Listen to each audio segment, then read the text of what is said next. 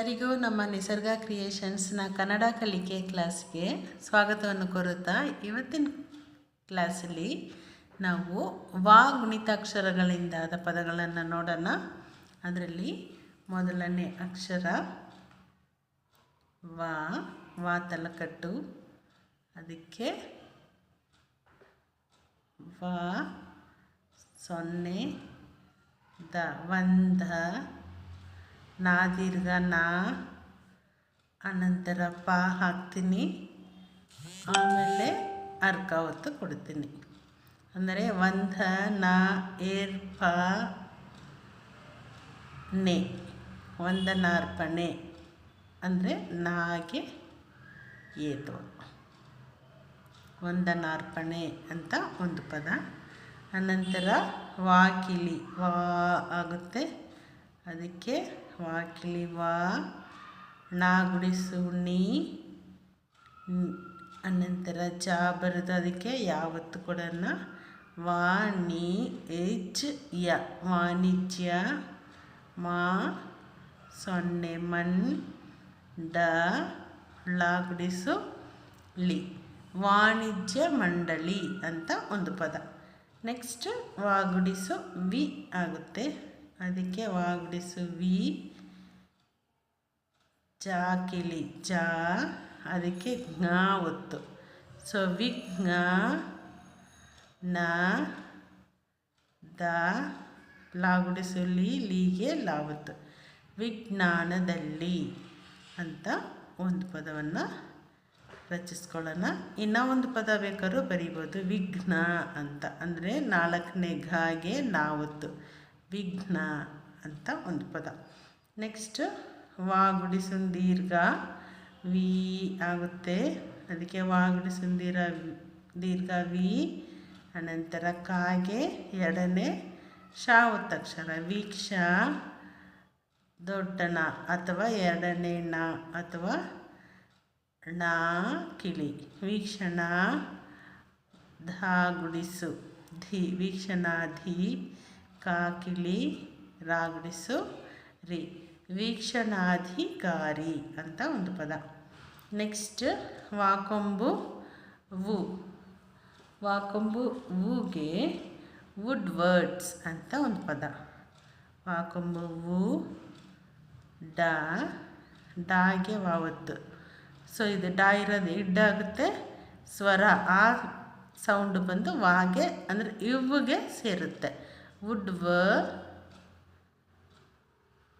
ಕಾ ಬರಿತೀನಿ, ಅದನ್ನು ಇಕ್ ಮಾಡ್ತೀನಿ, ಸಾ ಒತ್ತಕ್ಷರ ಕೊಡ್ತೀನಿ, ಅನಂತರ ಅರ್ಕ ಒತ್ತು ಕೊಡ್ತೀನಿ, ವುಡ್ ವರ್ಕ್ಸ್ ಅಂತ ಆಗುತ್ತೆ. ವುಡ್ ವ ಇರ್ ಕ್ ಸ್, ವುಡ್ ವರ್ಕ್ಸ್ ಅಂತ ಆಗುತ್ತೆ. ನೆಕ್ಸ್ಟ್ ವಾ ಕೊಂಬು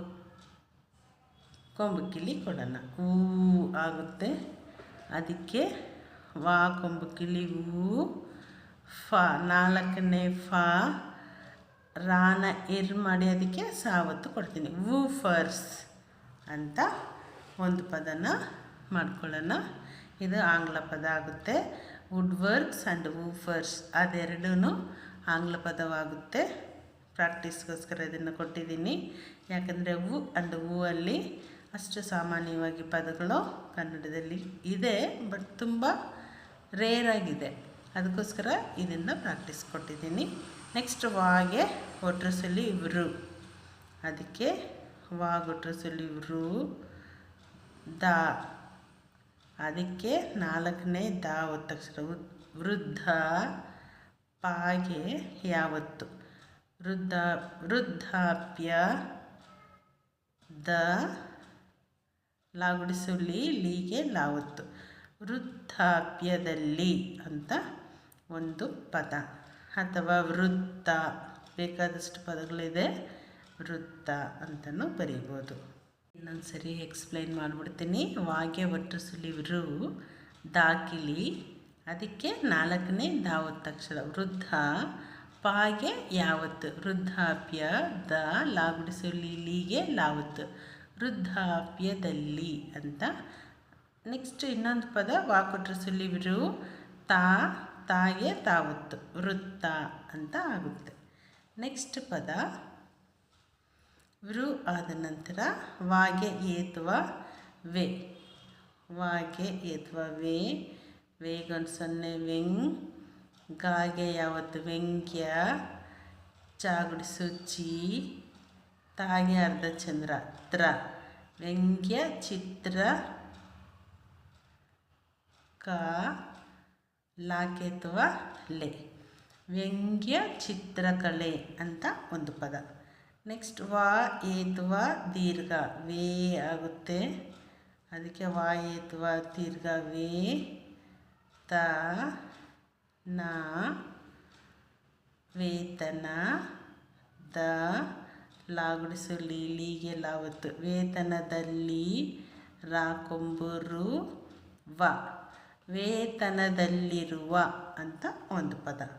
ನೆಕ್ಸ್ಟ್ ವಾಗೆ ಏತ್ವ ಕೊಟ್ಟು ಇಲ್ಲಿ ಹೀಗೆ ಬರೆದ್ವಿ ಅಂದರೆ ಐತ್ವ, ವಾಕೈತ್ವ ವೈ ಆಗುತ್ತೆ, ಅದಕ್ಕೆ ವಾಕೈತ್ವ ವೈ, ವಾಗುಡಿಸು ವಿ, ವೈ ವಿ, ದಾಗೆ ಅಂದರೆ ನಾಲ್ಕನೇದಾಗೆ ಯ, ವೈವಿಧ್ಯ ಮ ಯ, ವೈವಿಧ್ಯಮಯ ಅಂತ ಒಂದು ಪದ. ನೆಕ್ಸ್ಟ್ ವಾ ಏತ್ವ ಕೊಂಬಕಿಲಿ ವೋ ಆಗುತ್ತೆ, ವಾ ಕೇತ್ವ ಕೊಂಬಕಿಲಿ ವೋ, ವಾ ಏತ್ವ ಕೊಂಬಕಿಲಿ ವೋ ಕ, ಪಾನ ಇಪ್ ಮಾಡ್ತೀನಿ ವೋಕಪ್ ಅಂತ, ಅಂದರೆ ವೇಕಪ್ ಅನ್ನೋದನ್ನು ಪಾಸ್ಟ್ ಟೆನ್ಸಲ್ಲಿ ಹೇಳ್ತೀವಿ, ಅಂದರೆ ಭೂತಕಾಲದಲ್ಲಿ ವೋಕಪ್ ಅಂತ ಆಂಗ್ಲ ಪದದಲ್ಲಿ ಹೇಳ್ತೀವಿ ಅದು.